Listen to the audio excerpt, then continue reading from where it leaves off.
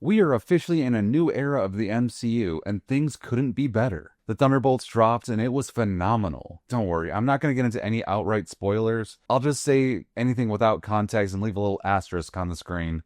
But now it's time to look at what comes next. The Fantastic Four, Doomsday, and then Secret Wars. And I feel like they've told us everything we need to know throughout trailers and that 5.5-hour live stream of the cast announcement. To save you the time, we've got Chris Hemsworth, Vanessa Kirby, Anthony Mackie, Sebastian Stan, Letitia Wright, Paul Rudd, Wyatt Russell, Tano Huerta Meja, Eben Moss-Backrack, Simu Liu, Florence Pugh, Kelsey Grammer, Louis Pullman, Danny Ramirez, Joseph Quinn, David Harbour, Winston Duke, Hannah John Kamen, Tom Hiddleston, all characters we have seen in Phases 4 and 5, or they will be in Fantastic Four, but then we get the big reveal of OG X-Men with Patrick Stewart, Sir Ian McKellen, Alan Cumming, Rebecca Romijn, James Marsden, Channing Tatum finally making a name for himself, Pedro Pascal, and then Robert Downey Jr. himself. Awesome. Love it. This is a very large cast for a single film, so it's weird to say it, but it feels like it's missing a lot more. There's so many key characters that I feel are either just not announced at this time, which has been officially said, this is nowhere near the final list, or they'll be glaring omissions from the final project. Notably, Tom Holland, Benedict Cumberbatch, Benedict Wong, Brie Larson, Tanea Paris, Iman Vellani, Mark Ruffalo, Jeremy Renner, Elizabeth Olsen, Evangeline Lilly, Hugh Jackman, Ryan Reynolds, Halle Berry, Femke Janssen, or any of the X-Men, or any of the Guardians, or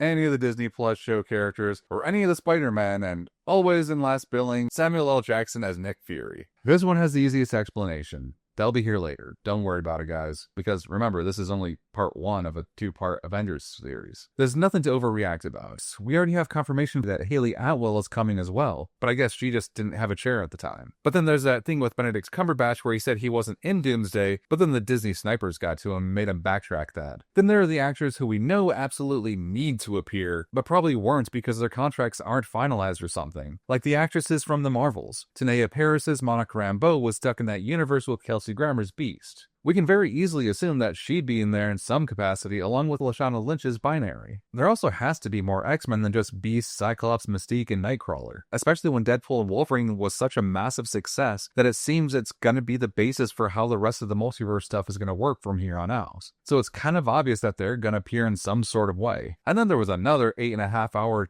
live stream of Hugh Jackman breathing until he randomly hits the Wolverine Volume 1 #1 pose. Kinda confirms, yeah, he's gonna be back. Although, it would make more sense if this really was just a promotion for Deadpool and Wolverine on Disney+. And they only released it like this because they knew that fans would overreact and look at every little detail in this thing. Did you know that if you break down this breathing exercise frame by frame, he hits this pose 10 times at exactly 51 minutes and 32 seconds apart, and it holds for 4.5 seconds. 51 minutes and 32 seconds is also 3,092 seconds, and the 3,092nd appearance of Wolverine in the comics is Deadpool Black, White, and Blood, where he appears for half an issue. Black, White, and Blood is a spin-off of a 4-part Wolverine series of the same name, making it 4.5 issues of Black, White, and Blood. So, putting it all together, this is either a really hidden hint at Deadpool and Wolverine getting the Logan Noir treatment, or I've been losing my mind. I quit smoking a little while ago, and that's been going great. Anyways, then there are all the characters that I can almost certainly knock off because of real-life reasons. Evangeline Lilly has retired from acting, Tom Holland is filming The Odyssey and Brand New Day at the exact same time, so his schedule is busy enough. Jeremy Renner had that horrific accident a few years ago, and if he's not willing to put on the tights for a silly superhero movie, dude, take your time. But then there's plenty of other characters that I don't feel like they fit in this specific movie, like Valkyrie or War Machine, but they will more than likely show up in the next Avengers film, Secret Wars. I usually don't care about supposed leaks because they're rarely correct, and it's still way too early enough for the final project to just pivot away from what was leaked. Case in point, literally every other bit of concept art over the years that have been leaked. Oh, and for those quote-unquote leaks out there, yeah, those are very easily debunked. Yes, Mushk Rizvi is a concept artist at Marvel Studios, but the signature block on these does not match any of her other signature blocks on any of her actual artwork. None of it's drawn in the actual style of her work. Oh, and obviously, the fingers. It's been 3 years since Midjourney and Stable Diffusion, yet people still don't know to look for the fingers in AI artwork. If they were legit, this is probably where we're going to see the younger Avengers, Star-Lord and Vision, She-Hulk and Hulk, and more. Also, we all get that Wanda is fine, right? Maybe not in the main plot of Doomsday, but probably reappearing in the end credit scene of Doomsday. WandaVision was the first project in Phase 4, the multiverse is messed up because of Wanda. Agatha all along was very uncommitted about saying whether or not she's dead or she's still around, and the statue that was with her on Mount Wundagore when it fell on top of her was in the void. And I mean, that red poof of light. She is far too important and is the most successful character in the post-Endgame era to just leave dead. So get ready for the Children's Crusade era romance between Wanda and Doctor Doom, which is a very toxic relationship, but it is kind of key to Wanda's story as she comes out the other side of the breakup in a much better place. Then there's the Fantastic Four trailer. I'm not the only one who feels like it's too happy, right? Everything we know about good storytelling is that if things start out good, they can't stay good. Especially when you know that the Fantastic Four aren't staying in that universe. Everything in their reality is gonna be destroyed, either by an incursion or Galactus. And that's just the setup for Doomsday. We all get that feeling, right?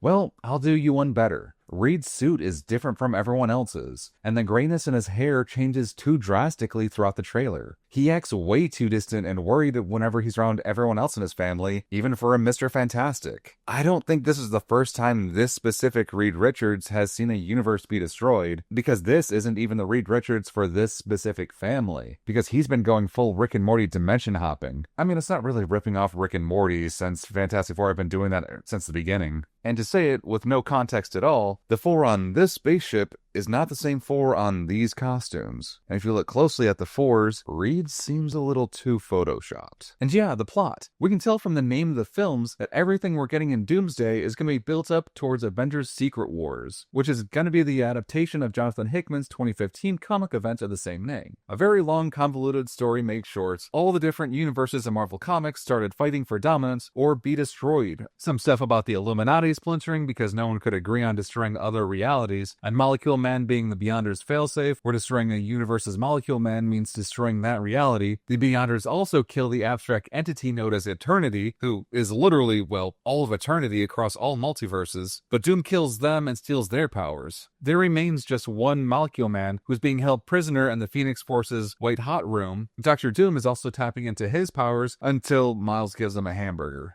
With this, he's able to combine all the remaining worlds into one giant one, and we get many more stories that are also covered in the Battle World spin-off titles. Reed stops Doom from being the God Emperor over all of reality, and everything gets remade now in the main comics universe. Basically, this was all just one big weird convoluted mess to bring Miles Morales, who was seen as the only good thing about the Ultimates universe at the time, into the main Earth 616. And I can see this being the way that they're going to bring in all the other film continuities into the main MCU and do one big giant reboot to the universe afterwards. Now that, Marvel has all their toys that they didn't have in 2008. So my theory is, Doom will be the main character because it's named after him, but I don't think he's going to be doing most of the fighting just yet. Mostly because there needs to be an antagonist, and everyone taking on the bad guy, but the bad guy still wins in the end to set up the coming together moment to win in part 2. Yeah, that's literally the plot of Infinity War and Endgame. This is probably going to be Avengers vs. X-Men. Sort of. There's presumably 4, maybe 5, or even 6 different multiverses. The main Earth 1999-99, the OG X-Men's universe, the Fantastic Four's universe, Doctor Doom's if he's not with the Fantastic Four in their universe, the one wherever Gambit came from, and whichever variants that this Loki is going to be from. Maybe it's going to be the God of Stories, which is at the end of all time. Which brings me to everyone we actually do have in the main MCU.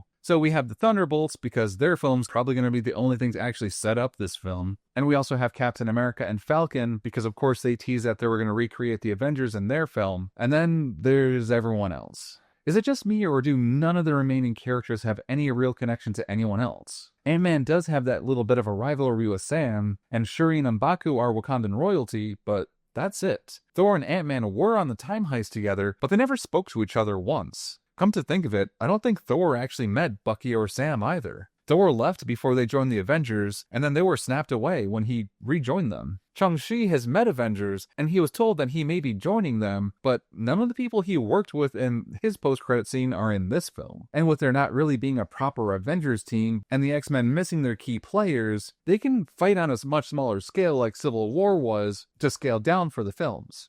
It'll be a quick regathering of all the remaining characters to quickly try to build some sort of defense against what's coming. It's not gonna work because obviously there's a sequel, but that's fine because this team wasn't exactly Earth's mightiest heroes. I guess the main spoiler thing I do need to talk about from the Thunderbolts is coming up, so if you don't want to get into it, skip to this time code here.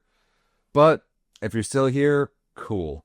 Let's talk about the Avengers naming convention. So the Avengers have split up into two teams several times throughout their history. There's been the Earth's mightiest heroes, or the main OG ones, and then there's always been like the West Coast Avengers when the rosters got too big. The main guys over here and the secondary ones over here. Then there's the Mighty Avengers and the New Avengers when they disassembled because Wanda started to lose it. In it, the Avengers allies all stepped up to take on the mantle of the New Avengers, while the typical Avengers went on a little bit of a solo run and had a civil war there for a little while. There were also the Dark Avengers around this time, who at different points had the Sentry, Yelena, and US Agent. They reformed the New Avengers in the Heroic Age, which was more like a rebalancing moment after years of constant status quo shifting event series. Sentry was also a huge part of the New Avengers in both of these iterations. And Echo. I would genuinely love for Marvel to bring her back into the series, but the weirdest thing that sticks out is Volume 3 of the New Avengers, because that actually had nothing to do with the other iterations of the team, and was all about the Illuminati dealing with incursions before the universe gets remade in Secret Wars. And on the other side of the battlefield, I actually think that we're going to be seeing the X-Men that Monica met at the end of the Marvels, and not the Fox X-Men universe X-Men. Because this version of the X-Men is going to be joined by Binary, who would be that universe's Captain Marvel, who is also the same one that Wanda fought in the Multiverse of Madness. I mean, she's supposed to be that universe's Captain Marvel. A statue falling on her isn't going to kill her, but it would give her these scars that we do see it in the post-credit scene. I think my biggest problem with a lot of multiverse stories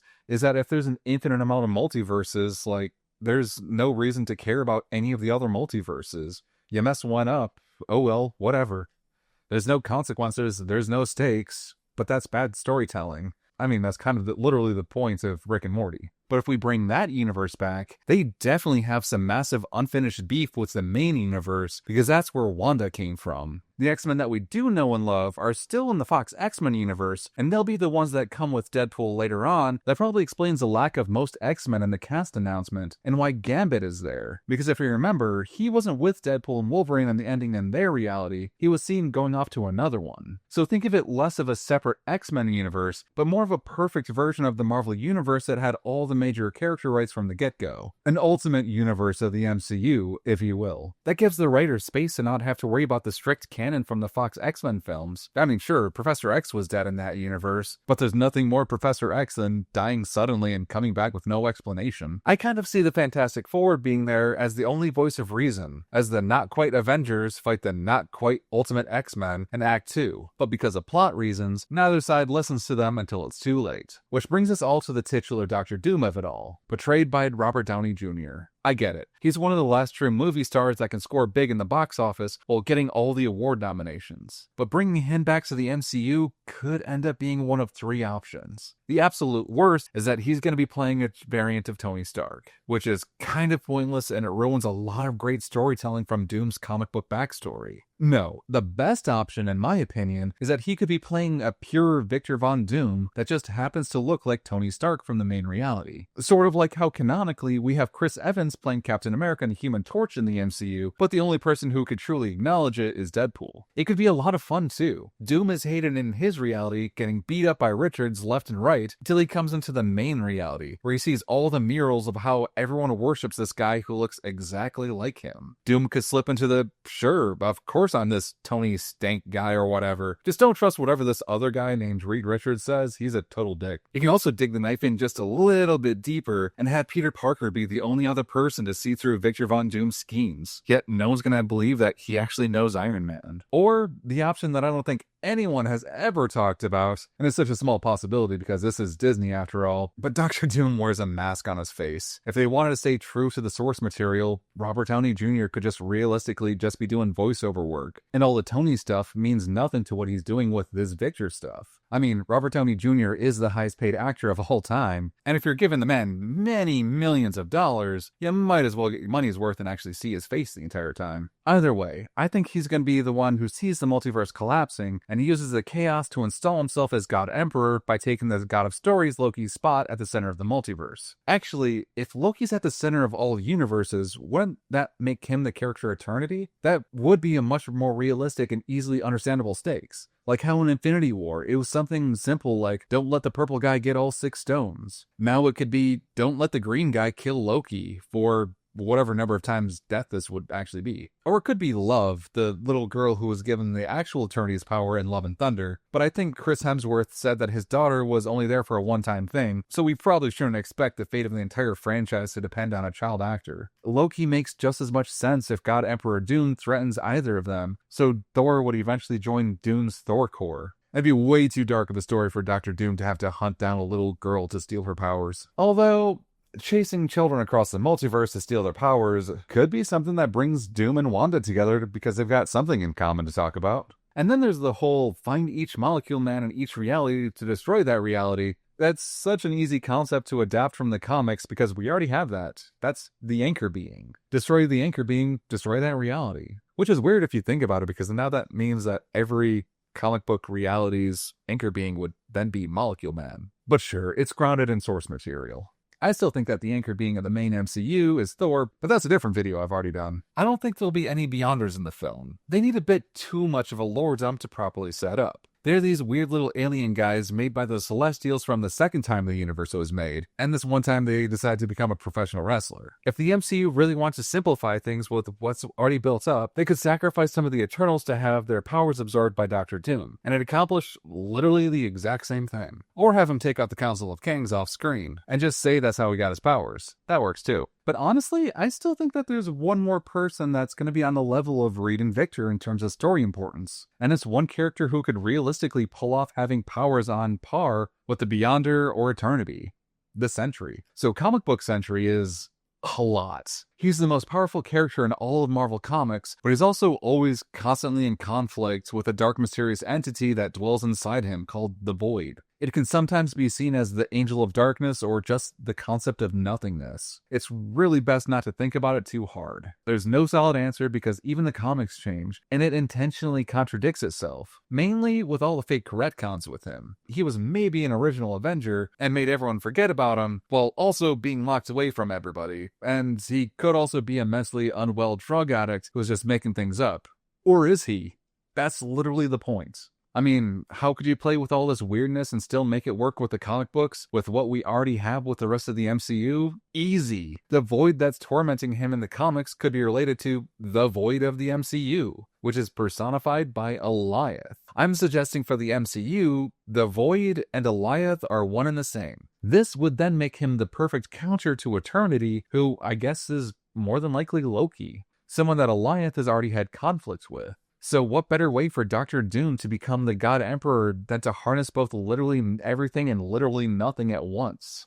You could also have so much fun with like his fake backstories all just being different pruned realities because of Alioth. Like he could have actually been there with the original Avengers. It's just Alioth keeps messing with him so he can't actually be in a part of any reality while also being in every reality. But what do you guys think? Do any of my theories actually hold any weight? Let me know in the comments down below.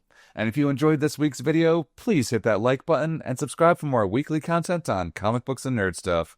I've been Eric, and you've been awesome.